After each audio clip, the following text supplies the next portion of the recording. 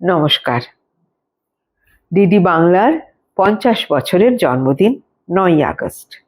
আমি ৩০ বছর দূরদর্শনে কাজ করেছি, তার মধ্যে ২৫ বছর ডিডি বাংলাতে। অনেক অভিজ্ঞতা হয়েছে আর অনেক জায়গায় গেছি এইখানে কাজ করবার সূত্রে। সেই কয়েকটা অভিজ্ঞতা আপনাদের সঙ্গে শেয়ার করতে চাই। একবার গিয়েছিলাম আলিপুর মহিলা সংশোধনাগারে। সেখানে আমি দেখলাম আর কি যে কিভাবে মেয়েরা নিজেদের কাজ করছে, নিজেদের এগিয়ে নিয়ে যাওয়ার চেষ্টা করছে, পড়াশোনা করছে। এবং আমরা যখন গিয়েছিলাম বোধহয় ওই ডিসেম্বর জানুয়ারি সময় হবে, আর মার্চে বোধহয় মাধ্যমিক ছিল। কিছু মেয়েকে আমাদের সঙ্গে দেখা করতে দেওয়া হয়নি, কারণ তাদের পড়াশোনা ব্যাঘাত ঘটবে বলে। তারা দূর থেকেই হাই হ্যালো আমাদের করেছেন, এবং তারা জ্যাম জেলি তৈরি করছেন, তারা টেলারিং এর কাজ করছেন, অনেক কিছু করছেন। আমরা ভেতরে গিয়ে দেখেছিলাম। এবং যখন আমরা ঢুকেছিলাম তখন মোবাইল টোবাইল সমস্ত কিছু জমা করে যেতে হয়েছিল।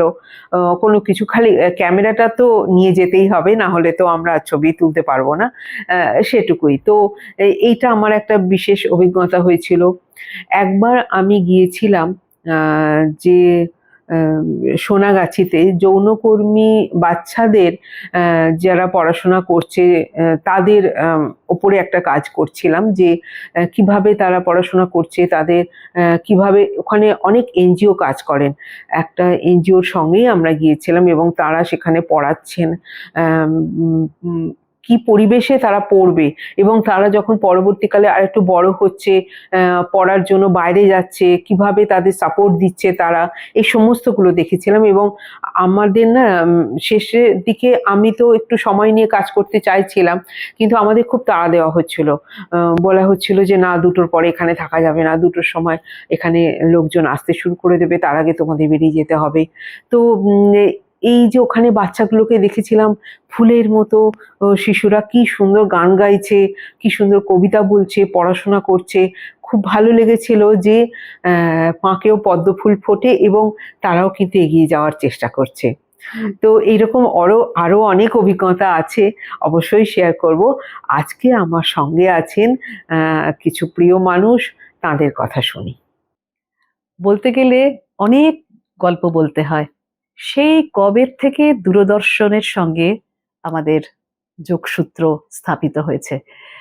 মানে সেটা হবে কিছু না হলো ৩৬ বছর। আমি তখন একেবারে নবাগতা আমাদের সঙ্গীত জগতে। রেডিওতে গ্রেডেশন পাওয়ার জন্য একটা সরাসরি অ্যাক্সেস হয়ে গেল দূরদর্শনে। সেই যে গান শুরু করেছি, আর থামাথামি নেই। তবে একটা কথা না বললে খুবই অন্যায় হবে, তখন কিন্তু এত চ্যানেল ছিল না। ছিল দূরদর্শন এবং ভীষণ প্রেস্টিজিয়াস একটি চ্যানেল, খুব ভালো ভালো প্রোগ্রাম যেখানে হয়, এবং শ্রোতারা, দর্শকরা আগ্রহের সঙ্গে বসে থাকতেন সেই সব সঙ্গীতানুষ্ঠানগুলো শোনার জন্য। এবং আমি যে কতটা উপকৃত, কতটা আমি প্রচার পেয়েছি এই কলকাতা দূরদর্শনের জন্য, সেটা এক দু কথায় বলা যাবে না। তবে আমার একটা অত্যন্ত নিবিড় ভালো লাগা এবং গভীর শ্রদ্ধা রয়েছে এই চ্যানেলটির প্রতি। কেন আজকের চন্দ্রাবলী কিন্তু এই চন্দ্রাবলী হয়ে উঠতো না যদি না দূরদর্শন কেন্দ্র থাকতো। আমাকে অনেক অনেক প্রচার দিয়েছে এই দূরদর্শন কেন্দ্র, এবং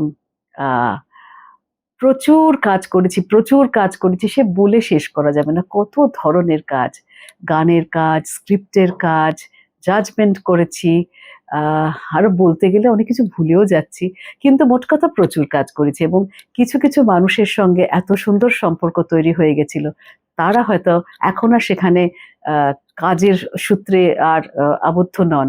তারা নিজেদের কাজ নিয়ে বাইরে রয়েছেন, কেউ কেউ রিটায়ার করেছেন। এরকম অনেকের নাম মনে পড়ছে। আমি জানি না নামগুলো বলাটা ঠিক হবে কিনা, কারণ হয়তো আমি বাদ দিয়ে ফেলতে পারি। তাই যাদের সঙ্গে আমার গভীর সখ্যতা তৈরি হয়েছিল, আমি এই সুযোগে তাদের একটু ভালোবাসা জানাই, শ্রদ্ধা জানাই এবং সাধুবাদ জানাই দারুণ দারুণ কাজ করার জন্য, এবং সেসব কাজে আমার মতো মানুষকে সামিল করার জন্য। এই দূরদর্শনকে জানাই তার আসন্ন জন্মদিনে অনেক অনেক শুভেচ্ছা। আরো ভালো ভালো কাজ নিয়ে দর্শকদের সামনে আসুক, সেই অপেক্ষায় আমরা থাকব। হ্যাপি বার্থডে দূরদর্শন কেন্দ্র Kolkata, and many happy Returns of the day. আরো অনেক ভালো ভালো কাজের অপেক্ষায় রইলাম, দেখার অপেক্ষায়, কাজ করার অপেক্ষায়। আচ্ছা, আমাদের সকলের কাছেই বোধহয় দূরদর্শন একটা নস্টালজিয়া, সবার কাছে বলতে আমাদের মোটামুটি বয়সের আশেপাশে যারা, আমাদের ছোটবেলায় প্রথম দূরদর্শন আসে, সুতরাং বাড়িতে দূরদর্শনের প্রবেশ নিতে কিন্তু অনেকটা সময় নিয়েছে। তার কারণ হচ্ছে তখন মা বাবারা মনে করতেন যে পড়ার সময়টা বোধহয় দূরদর্শন পুরোটাই নিয়ে নেবে, কারণ ছোট ছেলেমেয়েরা খালি ওটাই দেখতে থাকবে। তাই আমার মাধ্যমিকের পর আমার বাড়িতে দূরদর্শন এসেছে। কিন্তু তাতে কি হয়েছে, আমি তো পাড়ার সবার বাড়িতে গিয়ে, যাদের বাড়িতে ছিল তাদের বাড়িতে গিয়ে কিন্তু চিত্রহার দেখতাম, ছোটদের সিনেমা হলে সেটা দেখতে চলে যেতাম, এইসব করতাম। যাই হোক, তারপরে তো ক্লাস 10-এর যেদিনকে মাধ্যমিক শেষ হলো তার পরের দিনে আমাদের বাড়িতে টেলিভিশন এলো, এবং সেই সূত্রে দূরদর্শন। দূরদর্শনের 50 বছর সকলের কাছে এটার আবেদন কতটা জানি না, কিন্তু আমার কাছে বা আমাদের মতো আমার যেসব কলিগস সেই সময় ছিলেন তাদের কাছে এই বছরটা কিন্তু খুব ইম্পর্টেন্ট, মানে গোল্ডেন জুবিলি ইয়ার ফর দূরদর্শন। আর এবারে আসি আমার কথায়। প্রথম আনন্দের কথাটা বললাম যে দূরদর্শন মানে অনেকটা আনন্দ, যেগুলো জানি না সেই সম্পর্কে জানা, এবং যেই সব মানুষকে দেখা যায় দূরদর্শনের পর্দায় তারা ক্রমে ক্রমে ভীষণ আপন হয়ে উঠতে শুরু করলো, কিন্তু তাদের তো চোখে দেখতে পেতাম না। এরপরে পেলাম সেই সুযোগ বললে বোধহয় খুব ইজি বলা হয়ে যায়, মানে বেশ একটা যুদ্ধ করে ঢুকতে হয়েছিল কিন্তু, কারণ আমরা দূরদর্শনে ঢোকার পরে শুনেছিলাম যে অ্যাপ্লিকেশন নাকি 1564টা পড়েছিল, তার মধ্যে থেকে খালি ইন্টারভিউর কল পেয়েছিলাম আমরা 150 জন। 50 করে 3 দিনে আমরা অডিশন দিয়েছিলাম, এবং তারপর থেকে আমরা, মানে ওটার থেকে বাছাই হয়ে 10 জন উঠেছিলাম, তার থেকে আমরা ছিলাম কিন্তু 3 জন। শুধু যুদ্ধই তো বলতে হয়, তাই না? কিন্তু সে এক বিরাট সুখস্মৃতি এই ঢুকে পড়ার পরে আর কি। দূরদর্শনে প্রবেশ তো হলো, চারিদিকে তখন মনে হতো রে আরে এদের তো আমি পর্দায় দেখতাম এতদিন, টেলিভিশনের পর্দার লোক, এখন আমরা একসাথে কাজ করছি। সেই থ্রিলটা বোধহয় এখন আর সেইভাবে ব্যক্ত করে উঠতে পারবো না আর কি, কারণ আস্তে আস্তে আমিও তো সেই মুখের এক মুখ হয়ে উঠলাম, সুতরাং মানুষের কাছে আমিও সেইভাবে পৌঁছতে শুরু করলাম। কিন্তু আমার যে থ্রিলটা সেটা একটা অভাবনীয় ছিল। একটা জিনিস আমি বলতে পারি, আমার যেদিনকে ফার্স্ট আমি নর্মাল ডিউটি পেলাম, ট্রায়াল পেরিয়ে গিয়ে আমি মেকআপ রুমে বসেছি। সবার আমাদের মেকআপ করতে হতো, কারণ ক্যামেরা ফেস করতে হলেই অত লাইট চারিদিকে, প্রোটেকশন এবং তার সাথে রিফ্লেকশন, সেটার জন্য সবসময় আমাদের মেকআপ করতেই হতো। আমি মেকআপে বসেছি, দিব্য 3টে চেয়ার, তার মাঝখানেরটায় আমি বসেছি। একটু পরে আমার পাশে এসে বসলেন একদম তখনকার সময়ে দিকপাল নিউজকাস্টার তরুণ চক্রবর্তী। আমি তো এরকম একটা আড়ষ্ট হয়ে গেলাম, বাবা মানে এদের তো নাম শুনেছি আর টিভির পর্দায় দেখেছি, মানে একই গ্রিন রুমে পাশাপাশি বসলেন এসে, আমি সব কথাটাই ভুলে গেলাম। তারপরে আরেক বিরাট চমক, আরেক একেবারে কিংবদন্তি, ছন্দা সেন। তো দুজন আমার দুপাশে মেকআপ করছে, আমিও মেকআপ করছি, ওনারা ওনাদের মধ্যে কথা বলছেন, কারণ আমি তো তখন নতুন আগত।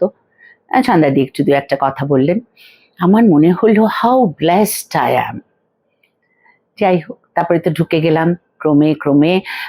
আমাদের যেহেতু ফ্লোরে কাজ, ফ্লোরের যারা থাকবেন অর্থাৎ cameraman, floor person, floor manager এবং সেটের যেসব দাদারা ছিলেন, আস্তে আস্তে আমরা কিরকম একটা মানে বন্ধু হয়ে উঠলাম। আর তারপরে স্টেজটা, এটা হচ্ছে যখন আমরা অ্যাঙ্কারিং করি, মানে অ্যানাউন্সার হিসেবে এসছি, আস্তে আস্তে অনুষ্ঠানে ঢুকতে শুরু করলাম। আর তখন হচ্ছে প্রডিউসার্সরা, আমাদের বয়সী যারা প্রডিউসার, আমি আমার কথাটাই বলছি, তাদের সাথে একটা অদ্ভুত সখ্যতা গড়ে উঠলো। ওটা একটা বিরাট টান ছিল। দূরদর্শনে আমাদের তো একটা স্পেসিফিক সময় গিয়ে ডিউটির জন্য রিপোর্ট করতে হতো, কিন্তু তার একটু আগে যদি চলে যেতে পারি তাহলে একটু ওই ঘরে জলির সঙ্গে একটুখানি গল্প করে নেব, বা এর সাথে একটু দেখা করে নেব, এই করে করে সেই বন্ধুত্বটাও কিন্তু একদম নিবিড় হয়ে গেল। আজকে জলির সাথে অনেক দিন পর আমার মুখোমুখি দেখা হচ্ছে, কিন্তু কোনোদিন আউট অফ টাচ হয়নি কিন্তু ওর সাথে। এবং যেদিনই কথা হয় তখন কিন্তু মনে হয় জাস্ট আগের দিন বোধহয় লাস্ট কথা হচ্ছে, এরম ভাবেই কিন্তু সকলের সাথে আমাদের সম্পর্ক গড়ে উঠেছিল। আর দূরদর্শন মানেই আমার তো একেবারে এই এই জীবনের বলতে আমি বলবো মিডিয়া স্টাডিজের জীবনের একেবারে বর্ণপরিচয়। A to Z কিন্তু আমি দূরদর্শনেই শিখেছি, মানে কোনটা আইডিয়ালি হওয়া উচিত। আমাদের এই যে ছোট বাক্স, পরে লোকে মজা করেই ডেড বক্স বলতো, কিন্তু আমরা সেটা মনে করি না। এই বাক্স সকলের ঘরে ঘরে থাকছে এবং সেখানে আমরা প্রতিদিন হাজির হচ্ছি। সুতরাং কতটা আপন, কতটা কাছের এই মিডিয়া। তার 50 বছর পূর্তি, অনেক শুভেচ্ছা, অনেক কিছু মনে আসছে। আগেই বললাম যে সুখস্মৃতি বেয়ে নানান ঘটনা মনে পড়ে যাচ্ছে। আরো অনেক অনেক দূর এগিয়ে চলুক দূরদর্শন। দূরদর্শনের সুবর্ণ জয়ন্তীতে আমার আন্তরিক শুভেচ্ছা, শুভকামনা জানাই। দেখতে দেখতে 50টি বছর পার হয়ে গেল। আর সেই দূরদর্শনের সামনে থেকে আমরা যখন যেতাম গল্ফ ট্রেনে, আমি না অবাক বিস্ময়, স্বপ্নপুরীর মতন মনে হতো, মন্দিরের মতন মনে হতো, প্রণাম করতাম। আর সেইখানে যখন প্রথম আমি কাজ করতে গেলাম, বেশ মনে আছে, সিরাজ তার প্রোডাকশনে একটা কাজ করতে গিয়েছিলাম। একটা এপিসোডে নিপবিথি আমার ইন্টারভিউ নিচ্ছিল গান আর কথায় সুরে। সেই এপিসোডটা এত ভালো হয়েছিল যে আর একটা এপিসোড করতে বললেন ওপর থেকে। তারপরে একের পর এক জগন্নাথ দার সময় গেছি, পঙ্কজ দার সময় গেছি, জলির অনেক প্রোডাকশনে কাজ করেছি এবং আরও অনেক অনেক মানুষের সান্নিধ্যে এসেছি। মেকআপ ম্যানের সমরদা সেবারে প্রথম আমার মেকআপ করে দিয়েছিলেন। সকলের এত আন্তরিক ব্যবহার পেয়েছিলাম যে এখনো সেগুলো মনে আছে। বুদ্ধদা আমাদের সব সাজিয়ে দিতেন এমন করে যে সকলের সামনে আমরা খুব সুন্দর হয়ে উঠতাম। আর সবার সঙ্গে এমন একটা সুসম্পর্ক হয়ে যেত। আসলে দূরদর্শনটা আমার মনে হয় না, সে বনেদি বাড়ি যেমন একটা বনেদি আনা, দূরদর্শনে গেলে সেই অনুভূতিটা আজও হয়। দূরদর্শনের সবাই খুব ভালো থাকুন, আমরা যেন দীর্ঘদিন এইভাবে কাজ করতে পারি। দূরদর্শনের সবাইকে এবং দূরদর্শনের জন্মদিনে আবারও আমার অনেক শুভেচ্ছা, ভালোবাসা জানাই। একটা জিনিস আমি দেখেছি, দূরদর্শনে কাজ করার সুবাদে বিভিন্ন জায়গায় বিভিন্নভাবে সম্মান পেয়েছি। মানে একটু আচ্ছা দূরদর্শনে কাজ করো, মানে এটা একটা যেন অন্যরকম মাত্রা দিয়েছে। আবার দেখেছি যে যখন আমি 19 সালে বদলি হয়ে চলে গেলাম পোর্ট ব্লেয়ারে, মানে আমরা দূরদর্শনে যারা চাকরি করি আমাদের কাছে ওই চেয়ারটার একটা গুরুত্ব তো আছেই, সেটা তো অস্বীকার করার জায়গা নেই। কিন্তু ওই চেয়ারের বাইরেও যারা আমার সঙ্গে সম্পর্ক রেখেছেন, আমাকে সম্মান করেছেন, আমাকে বন্ধু বলে মেনেছেন, তাদের নিয়েই আমার এই ডিডি বাংলার যে শ্রদ্ধার্ঘ্য আমি অর্পণ করছি সেই পথ চলা। দেখতে থাকুন সুনহেরা সফর উইথ জলি। আজকের মতো এখানেই শেষ করছি। নমস্কার।